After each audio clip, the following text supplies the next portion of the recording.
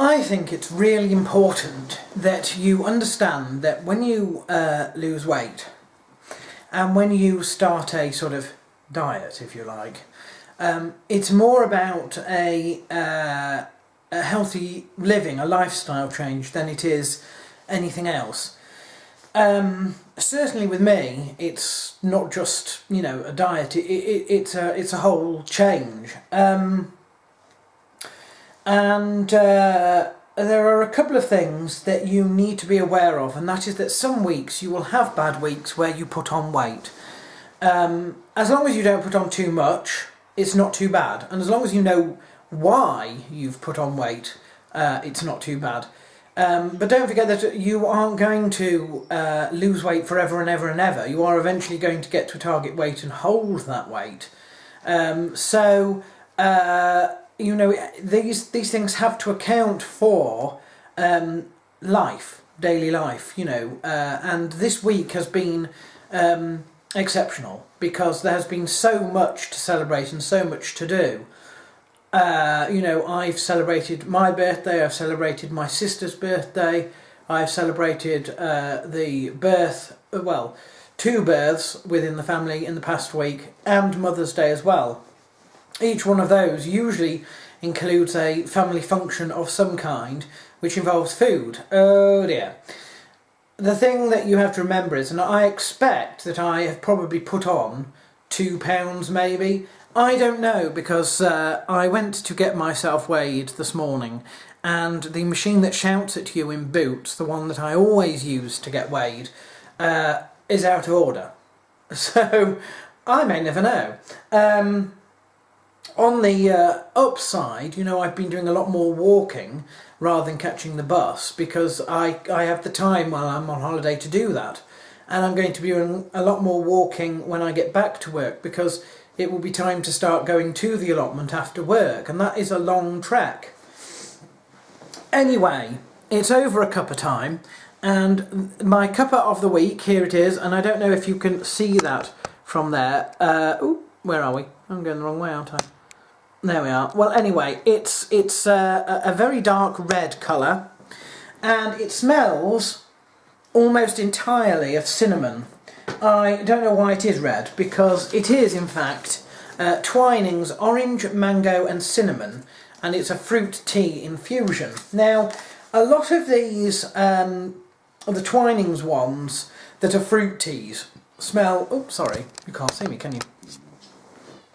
Smell almost the same. They smell of a sort of fruity cocktail, but you can't tell much about them. This one certainly tastes of cinnamon, and it's red, not yellow or orange as the packet would describe. Never mind. Because it's Twinings, it's one of those blends that is very, very good at diffusing. So it is still reasonably hot, it's not lukewarm or anything like that, and it's diffused well.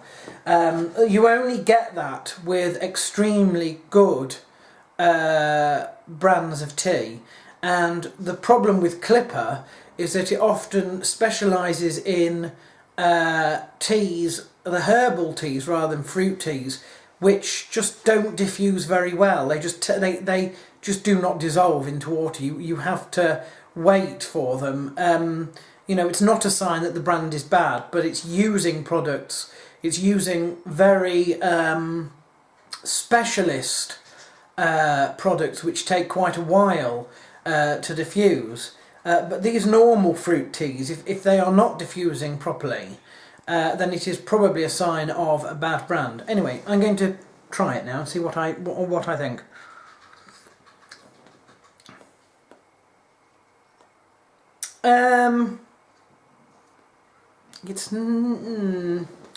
It's not brilliant. It's sort of a bit. It sort of has no taste except for a cinnamon sort of aftertaste. I had expected that possibly it might be a bit sort of spicy. It has a cinnamon-like aftertaste, but there's not a lot else going for it really. No, it tastes a little bit like chamomile tea actually. I don't know why, but it does. Chamomile tea, if you could add to it a little sort of cinnamon aftertaste, That's sort of what it tastes like. Not one I particularly like, but the scent of this one is better than the scent of a lot of the Twinings range in terms of these mixtures. That's it. That's all I'm going to say for this week. But bear in mind now that since my birthday we have been given a juicer, and that is going to help us substantially with fruit and veg, because A, you need to buy quite a lot to make much juice, and B, it means that you eat it without, thinking sort of what it is really. So we have to experiment with that shortly. We also experimented at work with a fruit and veg box, so that when we are, at break or at lunch or whatever, and we feel hungry, instead of going for the bread or whatever, we can just basically get an apple out of the fridge or something like that. I actually find that I am not hungry. What I am wanting is the feeling of eating something. And it's not even just a texture. Sometimes it's just putting something in my mouth that I can eat. And I soon find that if I eat an apple, after a few bites I know I'm not hungry. I'm not particularly, and by the time I finished eating it I'm not hungry at all, and I was never particularly hungry in the start. So that's quite interesting, because a lot of this I think is psychological rather than physiological. You can tell very quickly when you are actually craving for a certain food, because then if you eat other foods it doesn't get rid of the craving. You're still craving for the same, do you know what I mean? Like I would perhaps with Coke, like if it was an addiction. But the psychological want to eat anything, just to put something in one's mouth and eat, that can be diffused very quickly by a bite of an apple or a chew on a carrot stick, and suddenly we find that we're not hungry after all. It's funny that, isn't it?